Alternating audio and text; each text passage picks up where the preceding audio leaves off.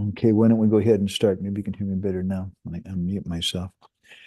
Goragraganya gana gotra goloruharam Goranga guritama gopyata kolpa briksham Gopala gada ratidam Yati singha gora govinda deshi kavaram satatam namami Uttama Adama Kichuna Bachila Jachiya Dileka Kola Kahe Premananda Hemona Gauranga Hridaya Dariya Bola Bhaja Gauranga Kaha Gauranga Laha Gaurangira Namare Jai Jana Gauranga Bhaje Se Hoyamara Pranare Hare Krishna Hare Krishna Krishna Krishna Hare Hare Hare Rama Hare Rama Rama Rama Hare Hare Yashaiva Padambuja Bhakti Labhya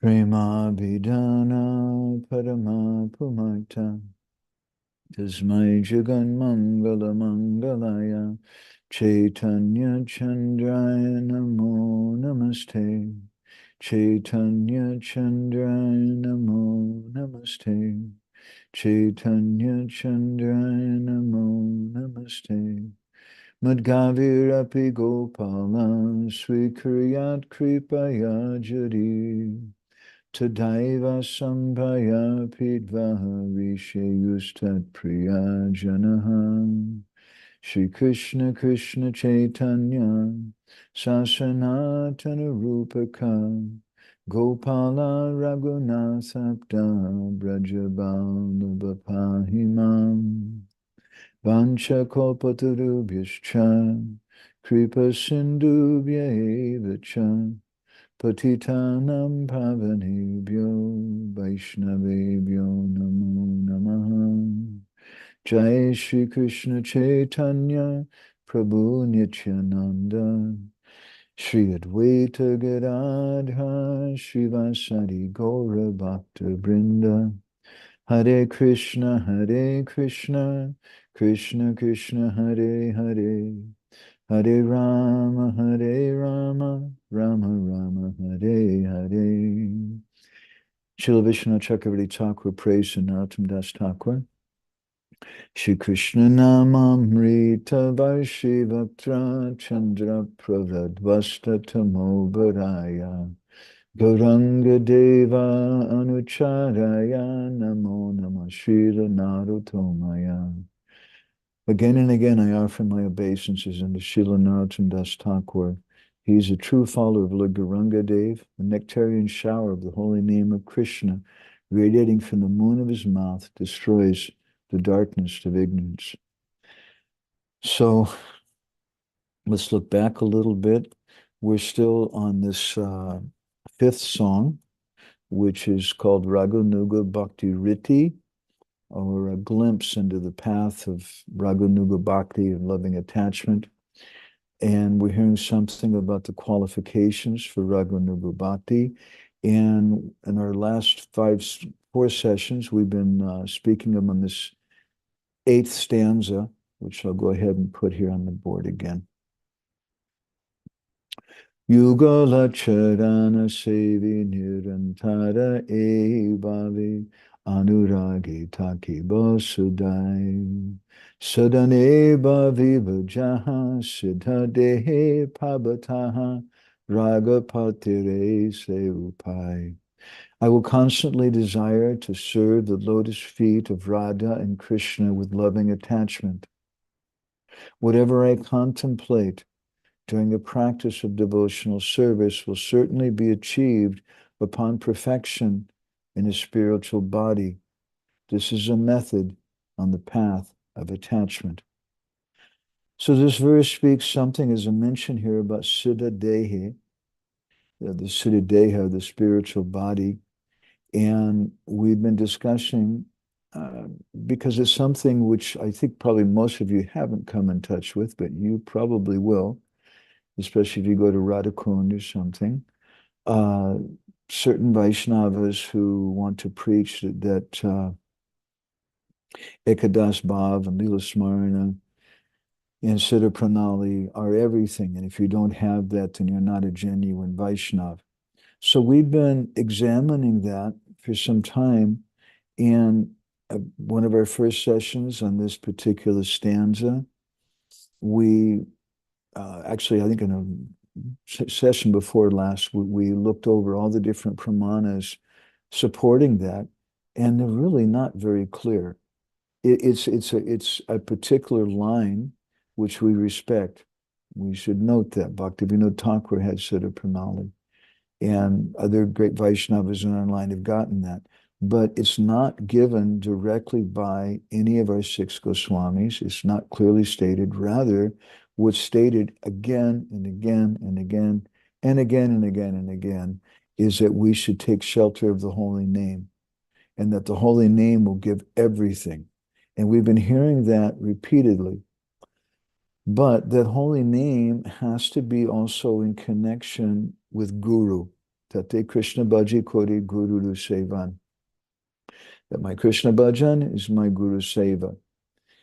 And we, in our last session, I think it was, we spoke a couple sessions ago, we've been speaking something about why it is that we don't get that thing. And we heard from Prema-Vilas, because we're not coming close to the Vaishnavas. We're not coming close to the Vaishnavas because we're not opening up our heart. We're not being honest with the Vaishnavas. We don't really have faith in the Vaishnavas. We're thinking we have faith in my ability to do some bhajan and my ability to do some external thing. So, and I think our last session, we spoke something also about, from Bhakti Rasamrita Sindhu, about 3 different types of prayer. Let's put this on the board again. Sampratat atmika dainya bodhika lalasamoyi ityadi vivida dirai Krishna vigyaptir irita. There's 3 different types of prayer. And the first is samprarthana, which these are statements from persons who are, they're still Vaidhi Bhaktas, they're still on the platform of practice, they haven't come to the platform of bhav yet. And whereas those lalasa statements, those are for persons who come to the platform of bhav. And in between there's dainya bodhika, where someone makes statements about their insignificance and worthlessness. And these 3 go in sequence. And very important when we want to study about how to attain perfection. We want to attain perfection. We have this Siddha-pranali mantra, this Hare Krishna mantra, or as Srila Bhaktisiddhanta would sometimes say, our Siddha-pranali mantra is Trinadapi Sunichena. What does that mean? So if we say that these 3 types of prayers, samprarthana, dainya bodhika, and the lasamoyi, are in sequential order, then the question comes, why is it that dainya bodhika, or the expression of worthlessness or humility, comes after samprarthana? And this has to do with the Siddha-pranali mantra of Trinadapi Sunichena. This has to do with our connection with the holy name, which is through Gurudev. And we spoke something about this in our last session from Hari Bhakti Vilas and the teachings of Sanatana Goswami, whereas Sanatana Goswami is saying that we shouldn't chant too much, shouldn't chant too many rounds. And we shouldn't chant too little rounds, too few. Now, if you say that, we say, well, okay, I can understand why I shouldn't chant too few, but what does it mean to not chant too many? So Sanatana Goswami explains in his Digdarshana Tika, we're just reviewing from our last session, that there's two types of names, there's two types of chanting. One is Sankyanam and the other is Asankyanam. Sankyanam means when I'm counting, and that's my japa.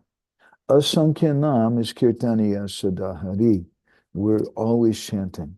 And Srila Bhakti-siddhanta Saraswati, he recommended that the devotees, actually all of our acharyas recommended the devotees be constantly chanting. I remember Fakir Mahambabu giving some classes about this and saying how we should be constantly chanting.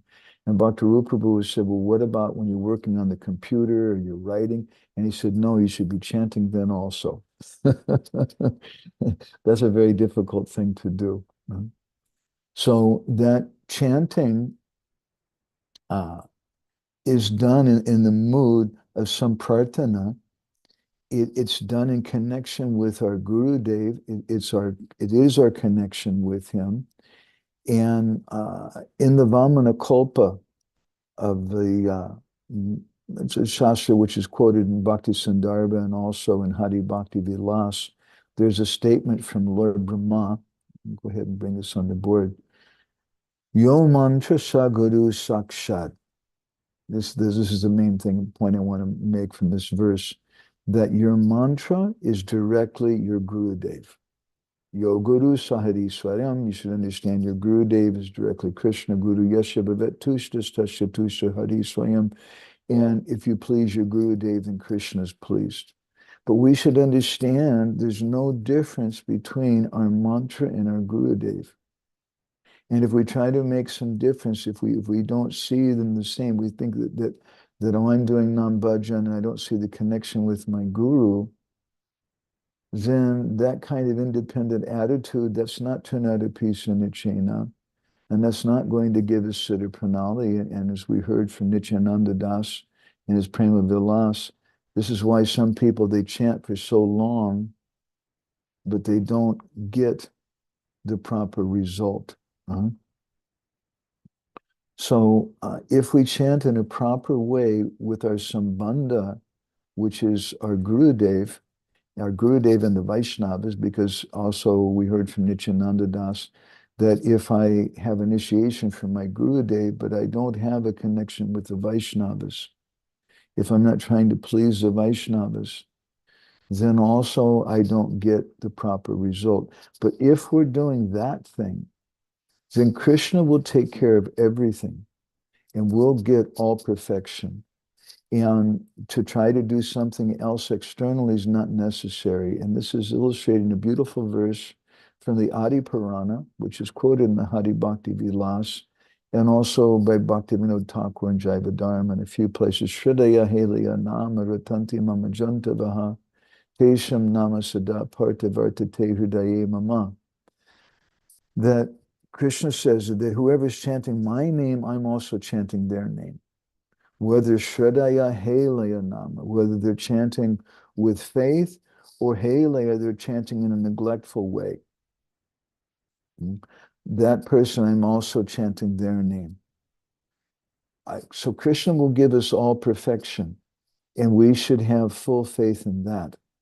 But the problem is that we don't, and we're not doing things in the proper way. We're not taking shelter of this samprarthana process, which means Atmanivedana. It means that we surrender completely to Guru. And so there's so many devotees, and Prabhupada spoke about this so many times, Srila Bhaktisiddhanta did, and even the Babajis at Radhakund speak about it too, how there's many people who run to Radhakund, and I'm saying this is in a symbolic way and a literal way, both. Radhakund is such an important place. The waters of Radhakund, they're mixed with the tears of our Sampradaya Prayojanacharya Raghunath Das Goswami. But many people run there wanting to very quickly get some perfection. And they're not going there in the proper sequence of things. They're not starting with some prarthana. They're not keeping with their Gurudev. So it's not Trinata Pisa Nichena. And then there's just some illusion. There's some imaginary idea that we're doing something, but we're really not. And it's just kalpana. It's just some imagination. And therefore, Srila Bhaktisiddhanta Saraswati Thakur, has described in one article in 1931, February, in the Harmonist magazine. He wrote the following: look at this and meditate on this. This is such a very, very powerful and important statement from Srila Bhaktisiddhanta. He said, without a doubt, a sadhu's words possess the power to destroy the evil propensities of one's mind. So this is the first problem, because we're not doing samprarthana. We may try to jump up to Dainya Bodhika, where I'm expressing feelings of humility, and I say, oh Prabhu, I am very, very fallen. Please accept my obeisances. Please let me touch your feet. Let me do the service for you and that.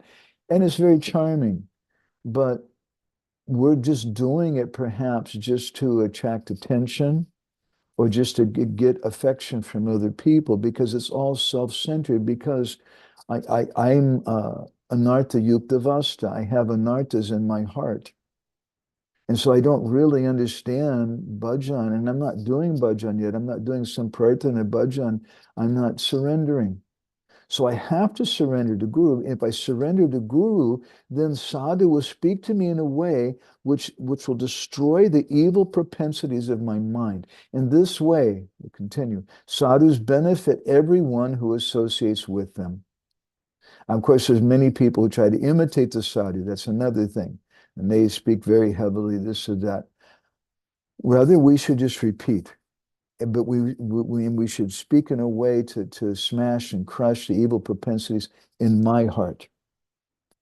And the Srila Bhaktisiddhanta goes on, there are many things which we do not disclose to the sadhu. So this is our problem. We're coming to sadhu, but we're doing it or coming to him in a duplicitous way. We're thinking, I'm not going to reveal everything to him, because if I told him everything, then I'd be really embarrassed. I wouldn't get the respect and prestige that I want. So he says, there are many things which we do not disclose to the sadhu. The real sadhu makes us speak out what we keep concealed in our hearts. But my Guru Maharaj said that Krishna likes confessions. And when we speak, we make this confession to the sadhu, Maharaj, Gurudev, this is the position of my heart. We've opened up our heart. We've come forward with this thing. Then what does he do? He applies the knife. And he says the very word sadhu has no other meaning than this. The word sadhu in Sanskrit means a saintly person, but sadhu also means someone who cuts. So the sadhu stands in front of the block with the uplifted sacrificial knife in his hand. And the sensuous desires of men are like goats. The sadhu stands there to kill those desires by the merciful stroke of the keen edge of the sacrificial knife in the form of unpleasant language. If the sadhu turns into my flatterer, then he does me harm. He becomes my enemy. If he flatters us, we'll be led to the road which brings worldly enjoyment, but no factual well-being. So because we're not beginning with samprarthana, we want to jump to Dainya Bodhika, we want to jump to Lalasamai, and our bhajan, we're not getting the proper result. And this goes for devotees in ISKCON, this goes for devotees everywhere, at Radhakund or anywhere. If we don't take shelter of sadhu and Krishna in the proper way, we don't get the right result. Now, Rupa Goswami in Bhakti Rasamrita Sindhu, he describes Atta Dainyam. What is Dainya? How do we achieve Dainya? And he says, he speaks about three different symptoms of Dainya: dukkha, trasa, parada, jara, anorjitam, dudinata. The first is dukkha, trasa, and aparada jara. Dukkha means when we become unhappy. Trasa means when we become fearful. Aparada jara means the situation where I think I've committed some offense. And these things give birth to dainya, or humility. So this begins from samprarthana, from the beginning, when we have a connection with sadhu guru. But because many devotees don't start with the proper foundation, either in the Babaji line or in our ISKCON line, Goswami Gaudiya Mutt line, Devotees don't start with a proper relationship with sadhu and guru. They don't reveal their heart to him. They don't surrender to that person.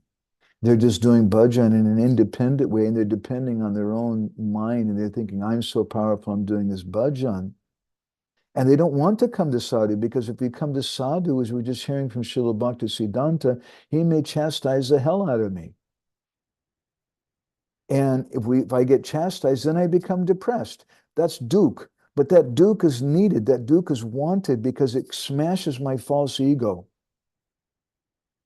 And trasa, some fear. Oh, what am I doing? That fear comes when we're in contact with such a sadhu. Aparadajar. We have some fear, and specifically that, oh, I've committed some offense. So this is how our system begins. So now I've been wanting to go for some time to the Yoga Sutras and speaking something about our process of bhajan. First of all, let me just say a few words of introduction to that. The Yoga Sutras are bona fide. They're very generic. They can be applied to Bhakti Yoga. They can be applied to Hatha Yoga. And our acharyas often quote from them. I want to speak a little something to you today from the primarily the second sutra, the Patanjali Yoga Sutras, and a little bit from a commentary which is accredited to Srila Vyasadeva. Now, we don't know if it's our Vyasadeva or some other Vyasadeva, but on the first verse of Yoga Sutras. So Patanjali, he begins, and he has a second verse in Yoga Sutras. He defines what is yoga. We're wanting to practice bhakti yoga, or kirtan yoga, sometimes devotees call it. Yoga's chitta, vritti nirodha. All these words are very significant, and we want to come back. I don't think we're going to finish today with this subject. I think we're probably going to have another 6th session where we talk about the meaning of chitta and how important it is. So today I was thinking, as I just wrote a note to Leela Purushottam Prabhu, in our first sessions, we heard something about the process, and we wanted to establish what is the process. The process is Harinama, Harinama, Harinama Eva Kevalam. The process is the holy name, but that holy name has to be gotten from Guru, and that holy name, Sadhu Sangha Krishna Nam E Matra Chai, has to be chanted in connection with the devotees in a proper way. We heard something about that in our last session. And in our last session, we spoke something about why it's not working. And I'd like to speak more about that today, why it's not working.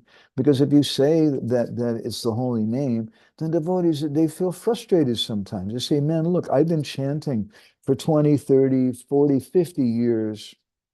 I've seen so many other people chanting japa and doing kirtan, and I don't see anybody who's realized their swarup or anything. Now, first of all, let's keep that in perspective. For someone to realize their swarup is a very, very extremely rare thing, especially in Kali Yuga. And it's not only rare in our ISKCON and Gaudiya Mutt society, it's also very, very rare amongst the Babajis. Although they have an official kind of system where they assign to you a particular name and form and like that, and you, in the language of Srila Bhaktisiddhanta, you artificially try to meditate on that. And that's okay, that's something, that they're doing something. If everybody in the world were to do that, it would be a better place. But a more natural thing is when it naturally arises within us. So yoga means chitta vritti nirodha. That real yoga means that when we fix the mind and we calm it down, and that chitta, the vritti, the going here and there, it becomes nirodha, it becomes controlled. That's real yoga. And as today I'd just like to try to define what is yoga, what is meditation, what are the 5 different levels of meditation, which we can see within Nam-bhajan also, as described in commentaries on the Yoga Sutra. So in this commentary on the first sutra of Patanjali Yoga Sutras, which is accredited, this commentary, which is accredited to Srila Vyasadeva, don't know if it's our Vyasa or not, but a Vyasadeva, he describes 5 different levels of the mind field. Kshipta, Mudha, Vikshipta, Ekagra, and Nirudha. And I want to come back to Vikshipta later on. These first 3 are not actually really meditation. It really begins with Ekagra. And Nirudha is the real deal. Nirudha, as we'll discuss a little bit, is where one becomes one with the mantra, and that person realizes their swarup. So Kshipta means when the mind is disturbed or distracted. Mudha means when the mind is stupid, it's stupefied, it's in the mode of ignorance. Vikshipta is when the mind is distracted, it's rajarsic, full of passions, very, very active. Ekagra is when the mind is one-pointed. In these 4th and 5th stages, we want to try to come to the 4th stage. Ekagra is when one is sattvic, and then Nirudha is when it's totally controlled. And this is real yoga. This is real Nam-bhajan. And the other stuff, it's not real. The commentaries say that the first 3 stages are completely unfavorable for any kind of meditation. So starting off, we have these 5 different levels. The first is Kshipta. And the symptoms of that is there's a predominant influence of Tamagun and Rajagun. And the mind is distracted. Krishna says in the Gita, Bahusaka hinantas cha buddhaya vyavisainam, that when the mind is multi-branched, Bahusaka, then buddhaya vyavisainam, then there's no chitta buddhi, the consciousness is not fixed. It's not yoga. As Patanjali says, chitta vritti nirodha. It's not controlled. So that kshipta, the first level, the symptoms are that the mind is never satisfied. The mind wants something new every few minutes. Today we call it ADD, the attention deficit disorder. And it's a very prominent disease. And everybody today, we have more things to help us communicate and save time than we ever have before. But ironically, people don't have time today because the very things that we have to save time cause us more and more troubles. We have our email, our WhatsApp, our Facebook, we're surfing on the internet, we're doing this and that. And every few minutes, we're getting some new satisfaction. And so because of that, the kshipta mind, which is covered by the modes of ignorance and passion, it's never satisfied. And it's very difficult for the kshipta mind to chant japa. It says, the mind just screams. It says, this is really boring. I want to watch a movie. I want to speak to my girlfriend. I want to talk to my boyfriend. I want to go on WhatsApp. I want to do this or that. And we find ourselves, while we're chanting, even picking up our phone and going here and there, because our mind has this kshipta. And at this stage, it's very, very difficult to make much advancement. These first 3 stages, again, they're completely unfavorable for any kind of meditation. So the second stage is mudha. Mudha means when someone's a fool. Their mind is stupefied, it's very slow and sluggish. In the mudha stage, the soul just wants to go to sleep. They prefer not to look. And I've seen many people like this too. Sometimes people come a little bit in contact with the devotees, they begin to learn something about it, but then they revert to the stage of mudha, of mode of ignorance, where they, because it makes them uncomfortable. They know intuitively that I should take this up, I should do this thing, but I just can't. So I just want to turn my brain off. The third stage is vikshipta, Mudha is symptomized of the commentaries say by Tamagun especially. Uh, Kshipta is Tamagun and Rajagun. Mudha is Tamagun. Vikshipta is Rajagun primarily. And Ekagra is Sattvagun. So Vikshipta is when the mind is distracted. It's infected by Rajagun. It's absorbed in computer games and a movie. And the mind is absorbed in Vikshipta. And it is some kind of concentration, but then the mind is going from here to there to, from Hungary to India to America and this place and that place and running all over the place. And for one moment we focus on the holy name, but then some thought comes and distracts us. Our phone beeps and we think, oh, it's some important thing, I have to pick it up. And we can't enter into samadhi.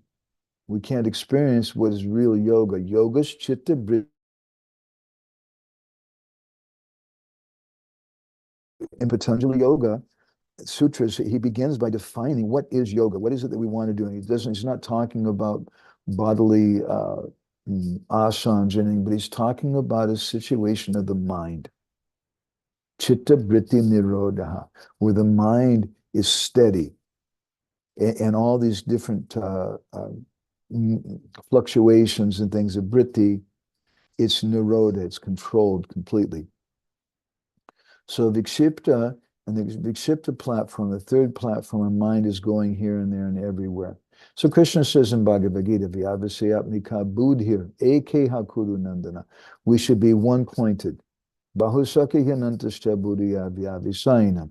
When our mind is going all over the place, then we don't make proper advancement. So the fourth stage is really where bhajan really begins, where yoga really begins, ekagrata. Ekagrata is when this is Vyavasayatmika buddhi ekeha gurunandana, when one is one-pointed. And the symptoms of this fourth stage is, first of all, it's in the mode of goodness, it's sattva gun. And the symptoms is the mind becomes peaceful. The mind is satisfied. The mind is serene. Bhagavad Gita, Krishna says in chapter 6, text 27, Prasanta manasam hyenam yoginam sukham uttamam upaiti shanta rajasam brahma bhutam akalmasam. That this is the symptoms of a yogi who's on this ekagrata platform, that he's one-pointed. And this yogi, he's prasanta manasam. His mind is completely peaceful, because it's fixed on the holy name. It's fixed on Krishna. And there may be a great earthquake going on. There may be a tsunami wave. There may be, maybe Mr. Trump won the election or whatever it may be, but your mind is completely peaceful. Okay, Krishna's in charge. It's no problem. Prashanta manasam yenam, yoginam sukham autamam. This is the yogi. He experiences the highest platform of happiness by connecting his mind with Krishna. And upaiti santa raja sam, he's beyond the mode of passion. Brahmabhutam makalmasam. He realizes his qualitative identity with the Lord, and because of that, akalmasam, he's pure. He's not, doesn't have any sinful reactions. So we have to learn how to become peaceful. We have to take our mind and try to force our mind and just tell the mind. It's not actually a question of force. Sometimes we see devotees do that. They think if they chant louder or in a very passionate, intense way, Hare Krishna, Hare Krishna, Krishna Krishna, Hare Ram, Hare Ram. I remember once going for a walk with Hridayananda Maharaj on Venice Beach in Los Angeles with a few devotees, and there's one new bhakta there, brahmachari, who was chanting like a crazy person, really, really loud. And I think, God bless him, that his idea was that this is, I'm really absorbed, I'm really advanced because I'm just totally into the holy name. But it's not a natural thing. It's just a symptom of the mode of passion, what he's doing. So the final symptom is niruddha, or Nirodha, depending how you put it. Both are given. And there's an example of Nirodha, and that's of Dhritarashtra in the Bhagavatam in chapter 13 of the first canto. We hear about Dhritarashtra. Dvasta maya gunoda kam nirudha karanasayan. The word niruddha is used, that he suspended all of his mind and senses, Dhritarashtra, when he went to the forest. He achieved the perfection in yoga. He controlled his mind. So it's on this platform that when the mind and the mantra become one, and this is a verse which is a beautiful verse which we recite every day before our japa from the Gorgovinda Smarna Archana Padati, which, as we spoke in a few sessions ago, speaks about Siddha-pranali and the process of Siddha-pranali, but it also speaks about Krishna Nam. Everybody glorifies Krishna Nam. So in Gorgovinda Smarna Archana Padati, this verse is here. Mano madhyestito mantra mantra madhyestitam manaha manomantra samayutam etadi japa lakshanam. It's a spelling error. That this is japa lakshanam. This is the characteristics of japa. Mano madhyestito mantra. That you take your mind and the mind becomes situated in the mantra. Mantra madhyestitam manaha, the mantra becomes situated in the mind. Mano mantra samayuktam, the mantra and the mind become one. When the mantra and the mind become one, this means that Krishna is entering into the body. And Sanatana Goswami speaks about this in Krishna Lila Stava. I often quote this verse. He says that Rupa Namasrita Vishta, that when Ashrita, we're taking shelter of the holy name. We're taking shelter of the form of the Lord and the form of the deity. Rupa Nama, Ashrita, then Avishta. Then Krishna enters into that devotee. And when Krishna, in the form of that mantra, enter into the devotee, and that devotee, Mano Mantra Samayutam, he's the mantra and his mind become one. This is Nirodha. This is Siddha-pranali. At that time, naturally, Name Prasvatito Hai Rupa Guna Karmi. The holy name will blossom, and the devotee will realize their form, their qualities, and their services to the Lord. Everything will come through the holy name. Harinama, Harinama, Harinama Eva Kevalam. But this is a characteristic of japa, and this is the same thing the same thing that Jan Chandra Goswami is speaking about, is the same thing that Patanjali is speaking about. Yoga's chitta vritti nirodha. That yoga means that you stop the mind from going here and there, and you control that. So that's real yoga. And real japa is a similar thing. Real japa means mano mantra samayuktam, when the mantra and the mind become one. So how do we do that? We do that by surrender to sadhu and guru. Therefore, Trinadapi Sanichena is our Siddha-pranali mantra. And if we reveal our heart to sadhu guru, and we hear from sadhu guru, and we render service to sadhu guru, because if we don't render service, then we don't have shravan adhikar, we don't have qualification to hear. But if we render service to the guru, and as we were speaking in our last session, Jagannath Das Babaji was very famous as a non-parayana sadhu. He once said that it's better to do some gardening for a sadhu than to chant lakhs and lakhs of names. Better to do some service, because by doing that service, Shushu Shoshadadana Sha Vasudeva Kataruchi, Sha Mahat Sevayavi Papuna Tirtana Sevana. By doing that Mahat Seva, we get some Kataruchi. And when that Kataruchi comes, so before with that, we may be hearing, we're going to Bhagavatam class, we're hearing, even we've heard so much about different commentaries on the holy name, perhaps. Some devotees, that they chant one round or one mantra, and they look at the the meaning of the mantra, and then they go back to chanting again for a little bit, and then they look at the meaning of the mantra again. But it doesn't work because it's not, there's no ruchi there. And that ruchi comes when we serve the devotee. And therefore, Jagadananda Pandit says that sadhu sangha Krishna nam e mata chai. You can't separate sadhu sangha from Krishna nam. These two things go together. But at the same time, we have to make some endeavor to control our consciousness. So at this stage of Nirodha, then we can begin to witness the states of chitta, or consciousness. Many times people, they're attracted by sadhus, or and they appreciate a sadhu. They say, this sadhu is so great, my Gurudev is so great. But what is so great about him? Oh, he's very sober. He's very learned. He's this or that. But what instruments are we using to judge his sober qualities? What instruments are we using to judge his absorption or his level of advancement? We're using our material senses.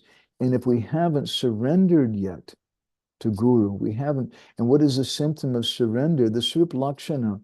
Bhaktivinoda Thakur says that the primary quality of the Srupa Lakshana of a sadhu is saranagata, is surrender. So until we become surrendered, we can't understand someone else who's surrendered. We'll say, oh, I like this Maharaj because I like visiting Lila Purushottam, but he's a nice sadhu because he gives me chocolate. And that's a symptom of a sadhu. Or this person, when he does kirtan, he shakes his head like this and he closes his eyes for the whole time. And obviously he's very, very absorbed. I get a good feeling about it. He pats me on the head. All of these things are perceptions that I have through my dull material senses. And I'm not really practicing yoga. So they have these 5 different levels. So kshipta, my mind is very disturbed and distracted. Sometimes it comes up to the point of being mudha, where my mind is stupefied and it's in a mode of ignorance. And then it's vikshipta, it's distracted here and there and everywhere. And I'm not getting a taste from the holy name. I'm not understanding the holy name. The holy name is not really coming because I'm not doing ashrita. Rupa namashrita vishta. If I do ashrita, if I take shelter of the name, how do I take shelter of the name? Sadhu Sangha Krishna Nam E Matra Chai. I take shelter of Guru and Sadhu. Srila Bhaktisiddhanta said in one place, he said, if there's no sadhu, there's no name. You can't separate the two from each other. And so many times we think, I've seen so many people, they seem even very, very advanced, and they start reading advanced books, and they chant a lot of rounds, and they go to Radha Kund and this or that, and they start dressing like a Babaji. But after some time, they end up going back to material life, very disappointed. Oh, it doesn't work. One such person that I know, oh boy, he was he was a big ISKCON devotee, big book distributor, servant of his guru, but then he lost faith in his guru and he left ISKCON and went to another one of Prabhupada's godbrothers. And then after some time, he lost faith there and he left him and went to one prominent Babaji at Radha Kund. And then, and meanwhile, he's learning Sanskrit and Bengali, and the guy is brilliant in terms of Siddhanta and philosophy and things. So he's taking shelter of this prominent Babaji at Radha Kund, but then at some point he lost faith in him also, and he went to some other Babaji, and then the new Babaji tried to do some bad things with his wife, and he completely lost faith in that, and he left. And the last thing that I heard was that he became a Buddhist. So what's the value of all the external things you're doing if you don't begin with the first thing, the first proper thing? And if our mind vikshipta, muda, vikshipta, we're going all over the place, it's disturbed and distracted, full of ignorance, then we're not really going to be able to do bhajan properly. And these symptoms come too, especially when we don't have shelter of sadhu and guru, where we're keeping a distance from sadhu guru. We may go to guru, but we don't open up the bottle, just like the examples given that the Ganga will purify everything. But if you take and pass urine inside of a bottle, and then you put a lid on the bottle and you put it very, very tight, and you put the bottle in the Ganga is not going to purify that urine because the Ganga is not coming in contact with it, even though the bottle's right there in the water. So in the same way, sometimes we're in association with sadhu and with Vaishnavas, with Gurudev, but because we're not opening up the bottle, it looks like we're doing association, we're chanting, we're doing this thing, we're doing that thing, but then after some time we just become disappointed. Oh, it doesn't work.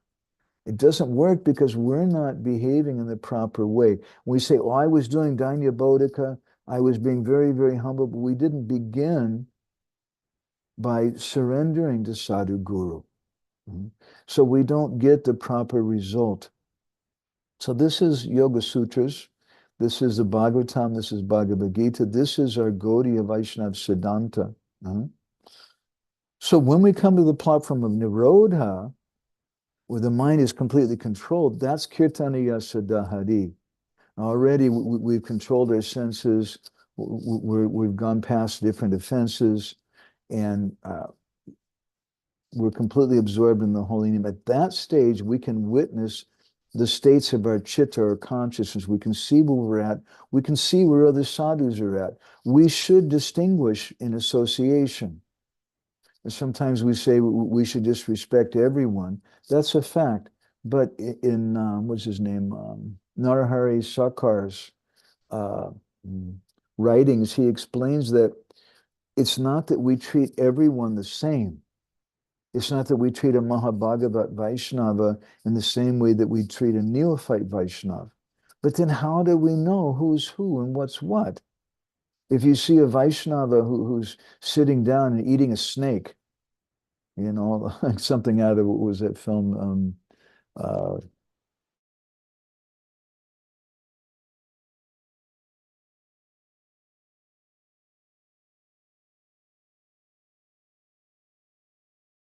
And we can't understand. We have this disease where I'm thinking that I can see everything. I can't. So in this stage, I should just respect everyone. But at the same time, I need to distinguish. So how do I distinguish? How do I make some discernment who's who and what's what? If I don't do that, if I don't know what's pure and what's contaminated, I'm going to die. I'll take poison. I'll eat some rotten food or something that's infested with insects or disease. I have to learn. I have to distinguish between different things. But how do I know how to distinguish? Until we're surrendered. And the symptom of a sadhu, again, the Srupa Lakshana, is Saranagata, is surrender. And what is this? What does Saranagata means? It means someone is always doing service. So when we do service ourselves, when we come to that platform always doing service, then we can begin to see someone else who's doing some service also. Now, Kapila Dev speaks about this in the Bhagavatam in the 3rd canto, chapter 26.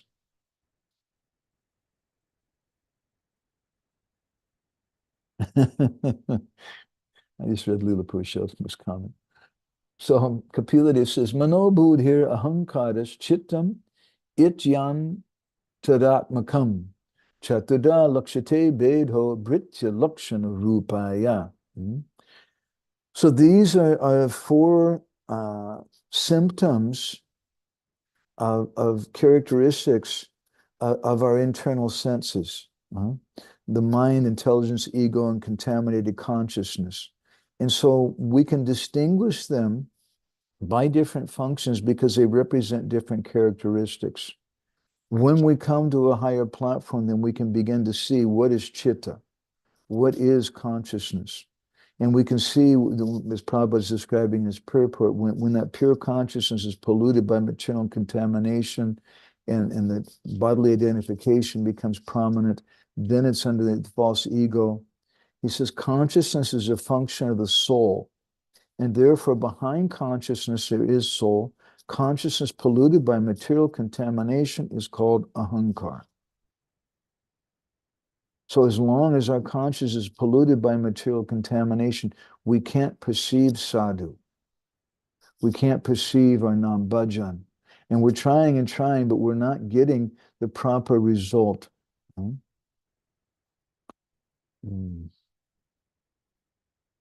So again, in the same chapter, Lord Kapila speaks about the symptoms of chitta, the symptoms when one comes to this fourth stage of bhajan, when their mind becomes fixed, or the fifth stage of bhajan, when their mind becomes one with the mantra. Swachatvam avikaridvam shantatvam itacheta saha vrittibir lakshanam proktam yatapam prakriti para. As water in its natural state before coming in contact with earth is clear, sweet, and unruffled, so the characteristic traits of pure consciousness are complete serenity, clarity, and freedom from distraction. So this is the Yoga Sutras. This is our philosophy. Many devotees, they don't understand, honestly, our Gaudiya philosophy, whether they're living at Radhakund or whether they're Gaudiya Mat or ISKCON devotees. Many devotees don't really have faith so much in the holy name.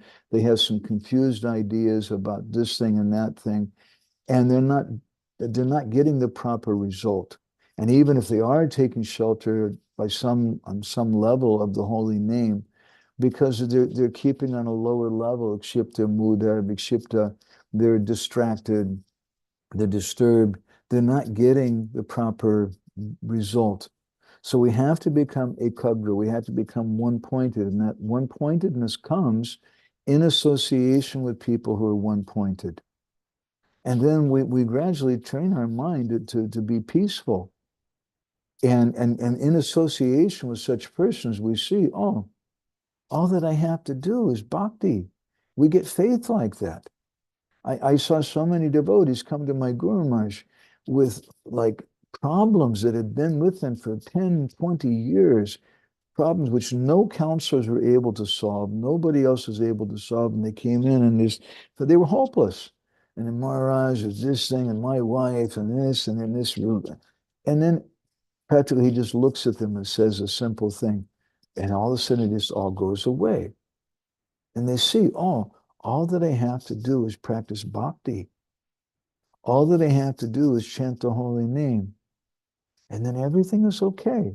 But either we don't have faith in the words of sadhu, we're not really associating properly with sadhu, we're not hearing properly from him because we don't have shravanadikara, the qualification to hear, and therefore we're not ekadra, we're not one-pointed.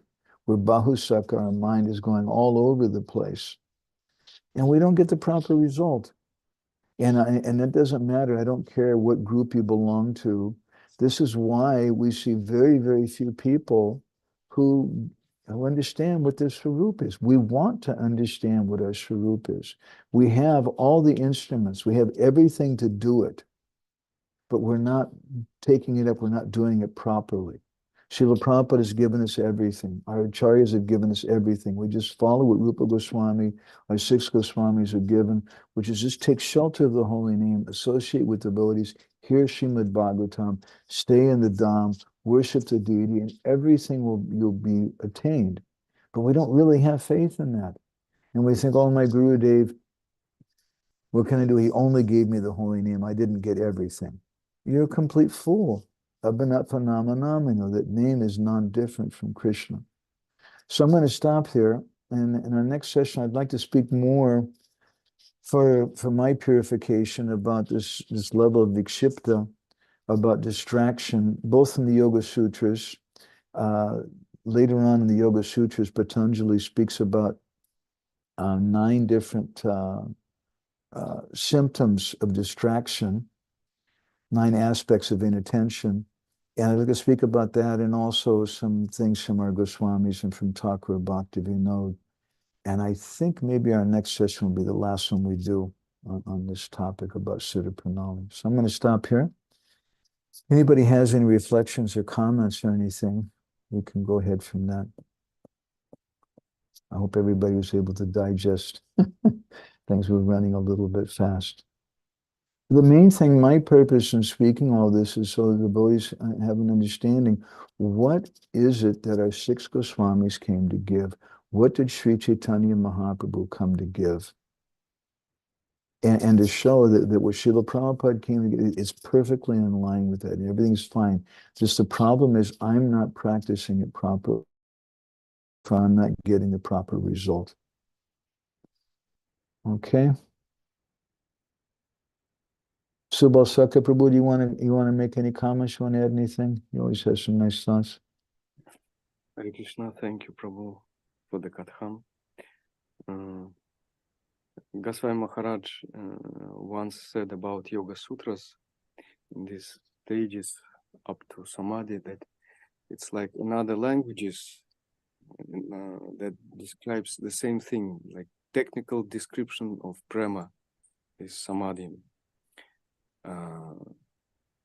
And what you described is, like you mentioned, several examples, stories of different devotees, and their, like we can see their life, their destiny, and all that could be seen in their Nam Bhajan, in their state of mind during chanting the holy name. They had that very moment, some kind of vikshipta. The mind is going here and there, and then we can see it happens in their life. They go here and there, and takes years, but actually it could be all seen in their Nam Bhajan right now. It's like the bija, the seed. It's just revealed. So all our destiny is right here in our relation with the holy name and our state of mind, state of consciousness.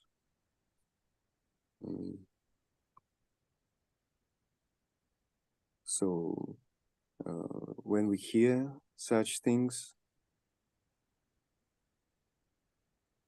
it automatically makes us more sober and concentrated. Yes, this is it. I should pay my attention to this. All my destiny is here, not there. I should not seek there, here. Everything is here.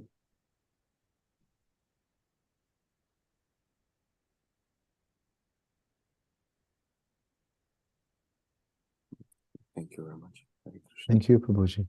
And Krishna says in the Bhagavad Gita several times that samsayat vinashati, that someone who has samsaya or doubts, vinashati, then they're destroyed. So we should have firm faith in Gurudev, and that firm faith comes by hearing properly. And then by hearing properly, we'll develop faith in our system of bhajan. We'll develop faith in Gurudev, and we'll be able to have a proper relationship, and we'll make proper advancement. Thank you, Subal Saka Prabhu. Jai Gaur Prabhu, do you want to share something?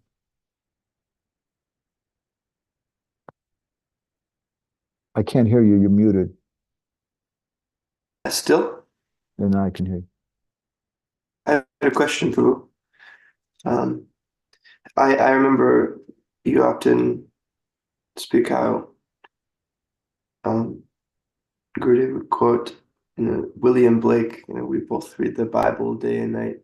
You read black, I read white. And you're speaking about Srila Prabhupada is giving everything, and you're saying, we want to understand what our soup is. But in my experience, a lot of the people I meet, it doesn't seem that they want to in some sense, or maybe not that bad, or maybe I don't understand properly. But we're all in contact with Prabhupada's teachings. So why does it seem like some people want to accept that treasure and some people don't? According to their consciousness, according to their level of sukriti in some past life. Some people, maybe they had guru in past life. Maybe they were practicing something already and they can be very quick, and then other people, they just don't get it. We often quote this verse in the beginning of Bhakti Sundarbha because Jiva Goswami raises the same question. In essence, I think without raising a question, but by quoting this verse, he's kind of implying a question. What is the question? The question is, why am I going to write it? Why am I going to talk about bhakti? Because some people don't have faith in bhakti.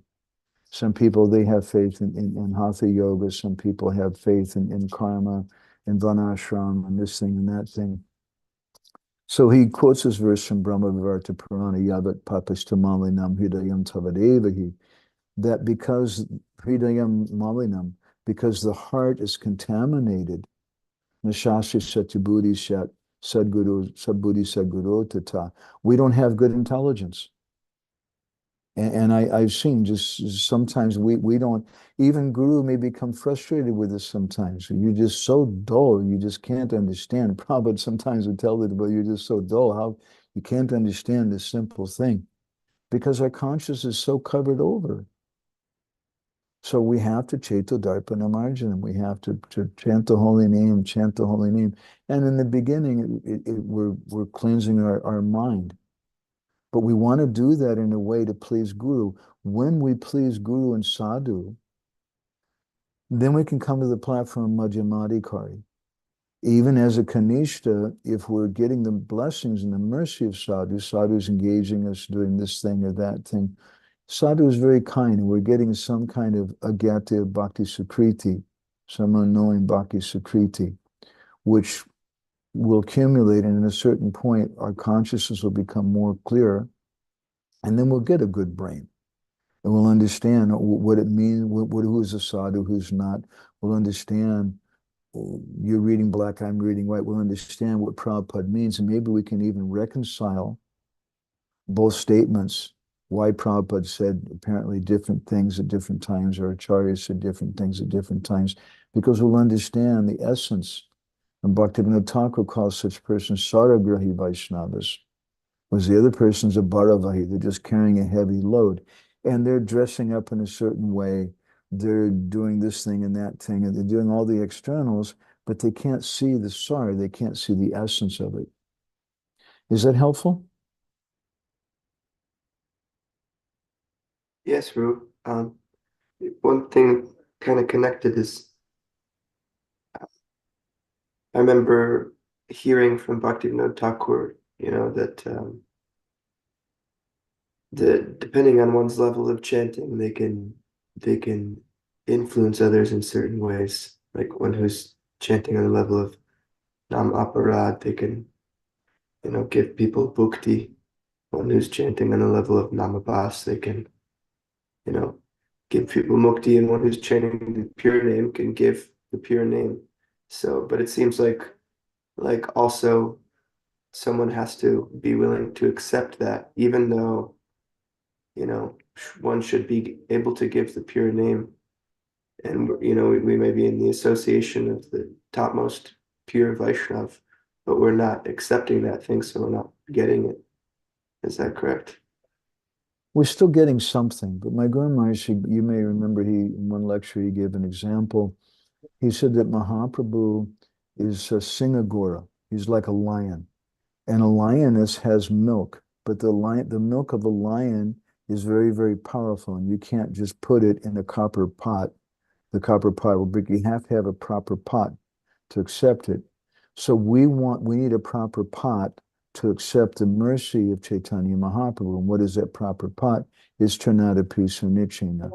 And what does that mean, Trinadapi? It means that I'm properly surrendering to Sadhu Guru in a proper way, then in a humble way, in an accepting and surrendered way, then I can accept the milk. I get the mercy, and I'm able to keep it in the pot. Otherwise, it just goes right through the pot. But something sticks to it. It's just a little bit of a slower process. And we don't mind. That's why I still cooperate with the society. That's why I like Sunday feast programs. I like Harinam programs. We had 150 devotees a few days ago here in That seemed Hungary, awesome. Budapest. It was just I was crying. I was just thinking, Gorny Thai, walking down the streets of Budapest, this very, very old town with probably 400 or 500 year old buildings all around me and things, at least 200 or 300 year old. And all of a sudden you've got all these Gaudiya Vaishnavas. It was never, and throughout history, it never ever happened. There's 150 of them. And they're all very enthusiastically chanting. I'm just thinking, my God, I'm just so happy to be in this association. But at the same time, it doesn't mean that I'm going to hang out with them all the time. I want to be with like-minded devotees, but I want to support that mission. That's the mission of Chaitanya Mahaprabhu. And Mahaprabhu, he would do kirtan with hundreds and thousands of people at Rath Yatra and different programs, but then he would go back to the Gambhira with just a few devotees. So that's a life lesson for us that I can support Prabhupada's mission, and thereby I'll get Prabhupada's mercy. I'll please Srila Prabhupada. And I can preach and distribute books and do all those kind of things like that, encourage the new people and maybe be the bhakta leader and whatever. But at the same time, I have to be introspective. And sometimes those institutional things like that, those broad things of so many people, are difficult to facilitate or encourage introspection. As Srila Bhaktisiddhanta said in one lecture, he said that platform preaching doesn't touch people's hearts very much. When we're just giving a class, it's something. We get 1,000 people to come and we get them all to sign a piece of paper. I'm going to chant 1 round a day or something. We distribute beads to everybody and everybody gets some prasadam and everybody takes a book. And then we write down our scores. We distributed 5,000 books at this program. We distributed 20 sets of books. We distributed 10,000 plates of prasadam. And that's good. And as a society, we have those numbers and things to encourage that. But all of that doesn't encourage introspection. And if our bhajan is not introspective, if our association is not introspective, it's not going to be deep. It's just going to be shallow. So, is that helpful, Prabhuji? Okay. It is. Thank you, Chaikor. Nice to see you today. Leela Purushottam Prabhu. I'm not in trouble, am I? Thank you for Kata. Well, you probably touched many things what were in my mind already with these comments. But I was just, the whole Kata brought me few thoughts. Like for me, I'd like to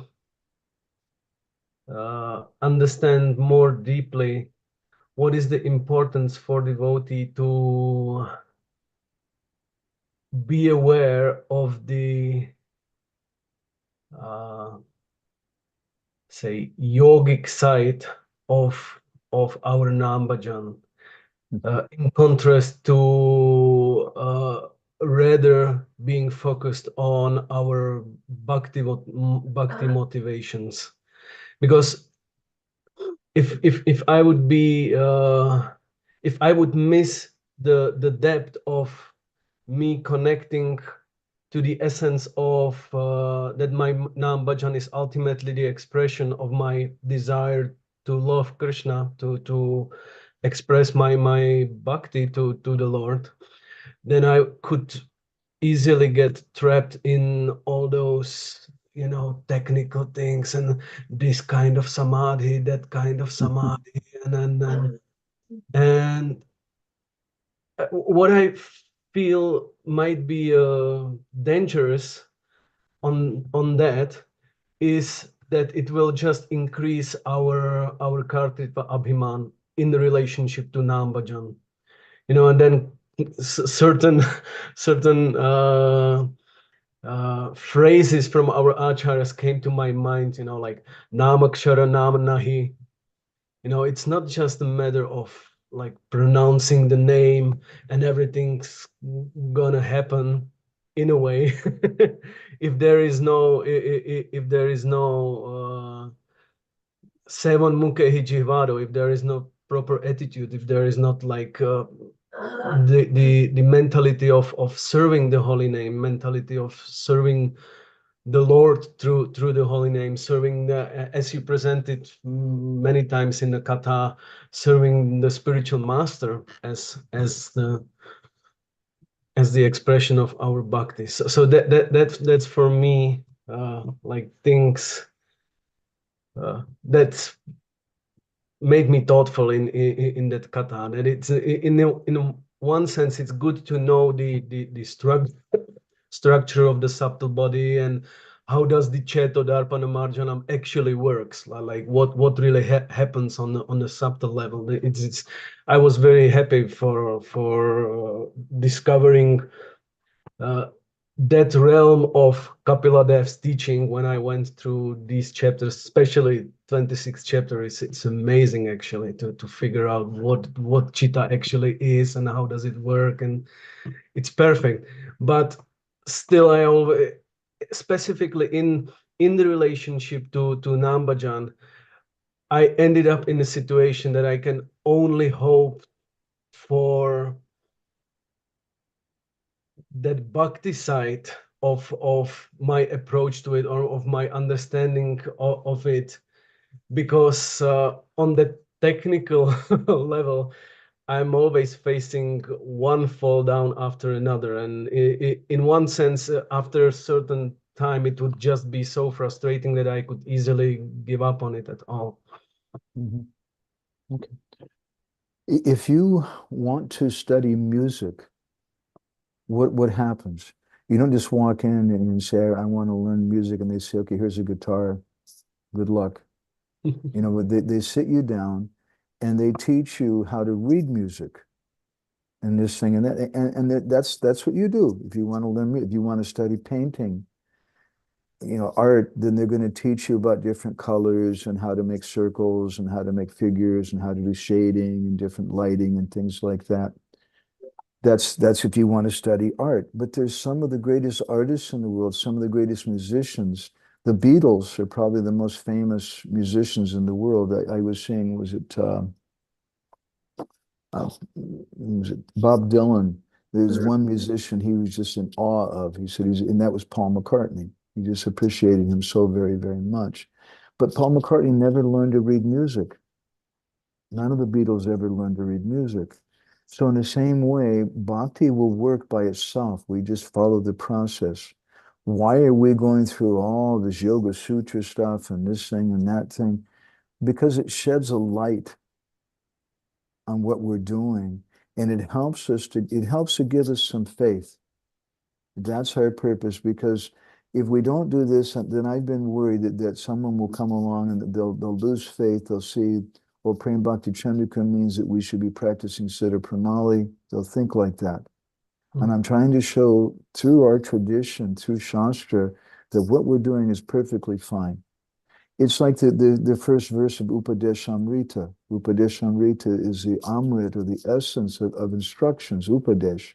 And Rupa Goswami begins with a yoga verse, something which actually has nothing to do with bhakti. Vacha Vegam, Manasakroda Vegam, Jiva Vegam. He speaks about controlling the senses. That's a yoga verse. But what is a necessity? And Bhaktivinoda Thakur, in his commentary on that verse, he said, actually, this verse is not bhakti, but it's just a doorway to enter into bhakti. And what is a doorway? A doorway is something which, by opening, we gain access, we gain an opportunity to enter into another realm. A doorway is something, if we open it, we can see what's on the other side. The doorway helps us to do that. And the doorway also has a third function too. It's a kind of frame. And if we come to a door, then that means it indicates we have some focus. Our eyes are not going here and there. We're seeing it. This is where I want to go, straight ahead of me. So that first verse gives us that thing, but it's not necessary. Like Gorkishore Das Babaji famously didn't know Sanskrit, but he could practice bhakti, and we should understand that. But I feel obliged to, I'd like to do this or go through this thing and to understand in a scientific way, what is our process from Shastra? We went through that and our connection with Guru and all those things. And then what is it that we're doing wrong? Is it not working? Why don't we see all the new people when people come to the Sunday Feast program? Why don't we see people rolling on the ground and crying in ecstasy? Sometimes we do in Orissa, in West Bengal, Bangladesh. Some people come and they start crying and rolling on the ground. We've had a few people like that in our programs. But the problem is that they get up later on and they go to have a hamburger, or they go and smoke a cigarette, or they go to their girlfriend or boyfriend or whatever, and they I don't know what they're experiencing when they're rolling on the ground. I don't want to say, but apparently it's not long lasting. It's not really genuine. It's just at best some shadow, and at worst maybe it's just some pretense. So there's a purpose for this, a purpose for acharyas and what they're teaching us. And I really, really wanted to just go through and talk about, we don't ask this question. It frustrates me. Nobody even asks this question. First of all, what do we want when we're coming here? People don't even ask that question. That's the first thing you should ask. And this is how Patanjali begins his Yoga Sutra. But that your mind is going to be peaceful, it's going to be fixed. We don't even ask that question. We want to get Krishna Prema-bhakti-candrika Mohan. We want to realize our Swarup. And Prabhupada spoke sometimes about that. That's our goal. Okay.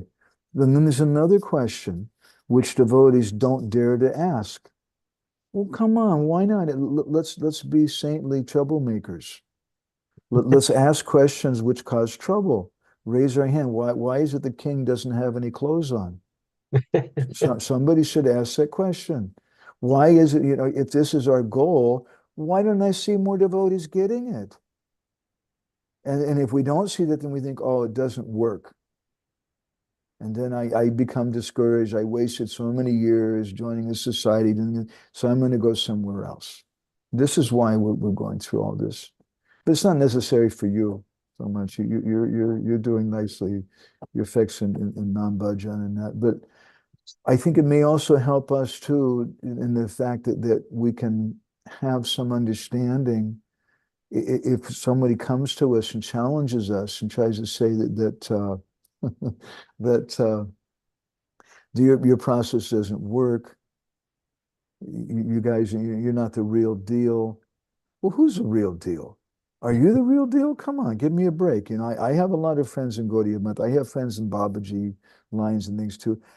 It's practically nobody there has understood this Swarup or has symptoms of ecstasy. Just the same like you'll find in ISKCON. Maybe sometimes they're a little more absorbed, maybe because they come from a good background or something, which we don't in the West. We're really agitated as a society overall. Our society is more agitated, that's for sure. Because a lot of them grew up with their grandmother reading Ramayana every day, and they're coming to Artik and seeing the deities and things, and they know some Sanskrit and Bengali, and we grew up with the Rolling Stones. Whatever, our minds are completely disturbed. Is that helpful, Prabhu? Yeah. Makes sense. May I be transcendental? How did you call it? That was a good one. I agree with Jago. Transcendental troublemaker. Wouldn't it be if I would stick to my bhakti conception of the Nam Bhajan? Wouldn't it be sufficient to bring to the light the unsuccess of our Nam Bhajan lying in Niraparade Namaloipai Premadhana? Because it seems to be the simplest key, actually. Just avoid the nama aparadas, and you'll get Premadhana. You'll get the treasure of prema. Yeah, but what are those nama-aparads? And how do we avoid those nama-aparads? In my understanding, I was just recently I was discussing it with few devotees. It seems to me that most of them could be easily interpreted as a conceptual mistakes. that we don't take the holy name as it is. If we would use Prabhupada's language, we consider it something else, the purpose of our Nam Bhajan being something else. And so in that sense, it's like uh, um, healing the misconceptions in a way, to be aware how to avoid those aparanas. That's how I thought about it, like That's Madhurya Kadambini. And that's Chaitanya Charitamrita, when Mahaprabhu was speaking about the different upasakas and things which would take away from the Bhakti Lata Bij. There's reasons for understanding it. That's what Bhaktivinoda Thakur speaks about in Harinam Chintamani, and even in Bhajan Rahasya, he gives quite a bit of discussion of understanding those things. And in his book, Bhakti Tattva Vivek, which actually wasn't a book, it was a series of articles which were later compiled into a book. He says that if we don't understand what is Chaya Bhakti Abhas, what is a shadow of Bhakti, what is Pratibimba Bhakti Abhas, what is a reflection, what is pure Bhakti and what is not pure Bhakti, then we may become discouraged. Yeah. And say, oh, this doesn't work. Yeah. So our Shraddha, we want it to be Shastriya Shraddha, which is Dhrida Shraddha, which is fixed. It's not Komala Shraddha like the sentimental Kanishtas. They don't understand that they don't have any shastric basis. They're just here to have fun. And their thing, I have faith because I saw somebody started crying in the kirtan. You know, somebody had a dream or this or that. That's why they have faith. But we should study Shastra, and we should have and hear from sadhu, and develop a higher, more strong type of faith. And that Shastra Shraddha is also necessary for community. Because when people come, we should quote Shastra. We should have something to say to them, not just, yeah, last week, you know, we sold so many Bhagavad Gitas. We got 200 people to dance with us in the kirtan. Just see, we're a bona fide movement. Because we did this and we did that. And some people might even be impressed and they might even join because of that. But are really those the kind of people that we want? We want to encourage people to be introspective. And one thing I found, staying now in Hungary the last year and a half and associating more, not very often, but more with non-devotees than I have in many years, family members and different things. One thing I found is that it's almost impossible to get them to be introspective. They just really don't want that. They just don't want to stop and think about what's the meaning of life. Why are we here? Why am I not happy? They just become disturbed. No, just don't. They block that out and they run away from you. And what can you do? And even devotees sometimes, they also don't want to be introspective. They just come and they just, look, Prabhu, I go to Mangalartik every day. I do this. I have 16 of these, 4 of these. I do all these official things. I'm okay. But we're afraid to be introspective. And it's such a very, very important thing. Yeah.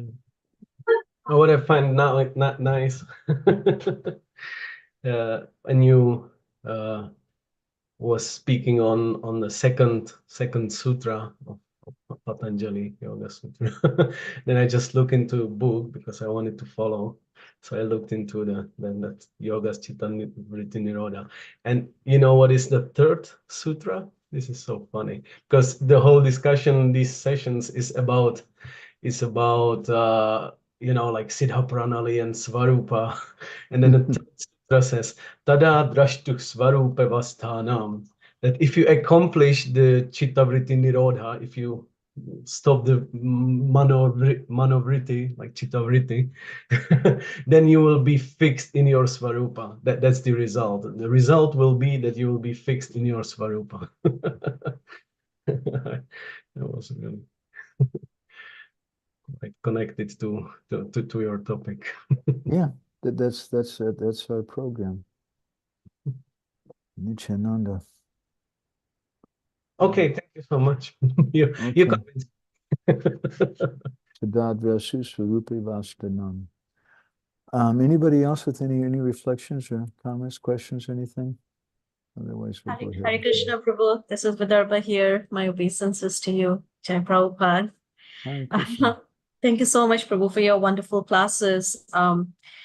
It's something that, after, just as you were saying, after so many years spending in the movement, doing services and things, I've been feeling a sense of restlessness in my own heart and feeling like I don't really understand. And yet there is a deeper longing to want to understand. But, as I was listening to you today, sometimes there's a sense of discouragement that, sometimes when the bar is too high, or it feels like it, like you were saying, like the Babajis or Gauriya Math or even in ISKCON, and then like, what am I really striving for? And when we say that Chaitanya Mahaprabhu is Mahavadanyaya and he's come to give us the highest in this age of Kali Yuga and is distributing it so freely, but it seems discouraging that even though he's distributing it so freely, then why am I still bereft? Why am I not the recipient of that great gift? And then I'm hearing you say that it's very difficult. So how do I put all of this together? How do I feel any hope for myself or Good. for the process? Yeah, our path is the most hopeful, and it's the highest too. When you have something that's very, very high, sometimes there may be a sense of discouragement. Oh my God, this is so high, this is so difficult. But when we study this path, we study it really scientifically, the whole thing boils down to one simple thing. Act in such a way that you melt the heart of an advanced Vaishnav. If we can melt the heart of an advanced devotee and get that devotee's mercy, and someone might be working on cars or something like Jayananda Prabhu, and not very philosophical, but he melted Srila Prabhupada's heart, and he got everything. So that's amazing, isn't it? I mean, so let me, and then the next point comes, well, who is that Vaishnav? Well, the next thing is, I don't know. It might be this Maharaj, but then I don't know. Some people say things about these Swamis, or maybe it's that Maharaj, or maybe it's this Prabhu, or maybe it's a Mataji, maybe it's a child, or maybe I should just be respectful to everyone. And I should act in such a way to try to please everyone. And if I do that, then everything will come. I find that very, very hopeful, very, very exciting. That's our whole program. But there's a philosophy behind it. It's not just that we're some idea. Let me show you something that I posted recently on Facebook. Sorry. That's beautiful, Prabhu. Where am I at here? I get confused with these things. There it is. Okay. So this is a quote from Chaitanya Bhagavat. In the 9th, chapter 9 of Anta Leela, Vrindavan Thakur tells a story about who is a Vaishnava and who's not, and how it's very difficult to understand who's a Vaishnava.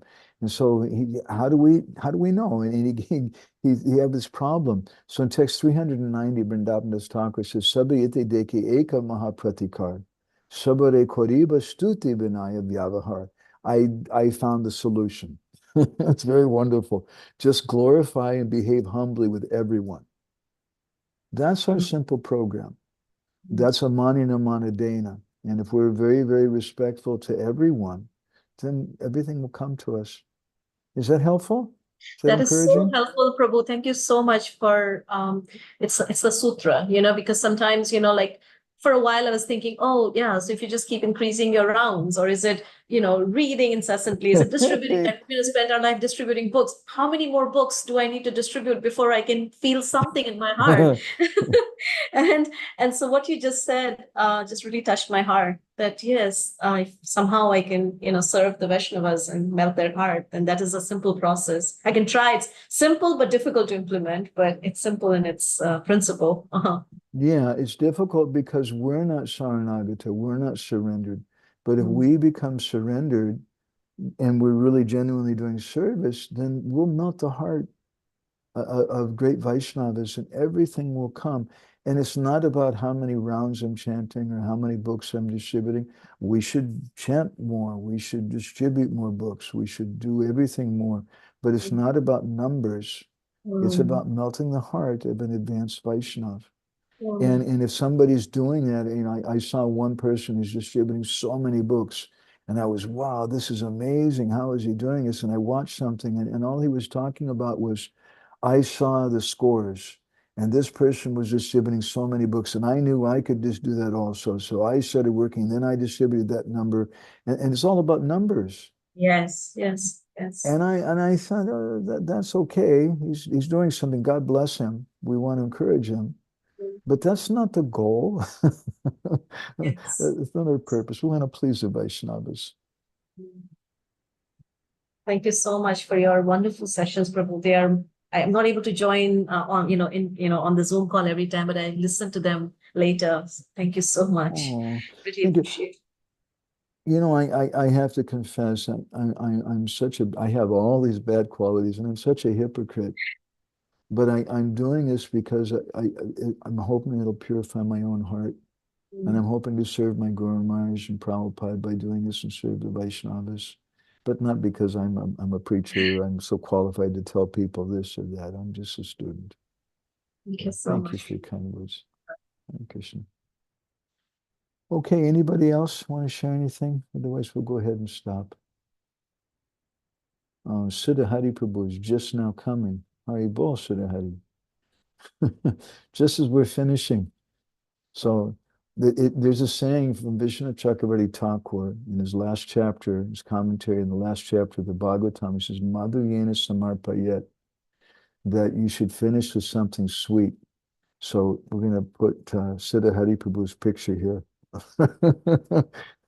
And we can go ahead and finish with that. Nice to see you, Siddha-Hari Prabhu. Hare Krishna. Okay, so in our next session, I'm sorry, Siddha-Hari Prabhu, you were busy with something, I think. Well, you know, His Grace Prem Prabhu Prabhu is visiting us, so he just gave a 3-hour katha. Oh my gosh. And as soon as he ended, I said I had to go. I wanted to go live, so that's. You know. Please offer my pranams to him. He's my old friend. We used to stay in the same room together, and we go way back. He's an amazing speaker, amazing devotee, amazing scholar. You're very fortunate.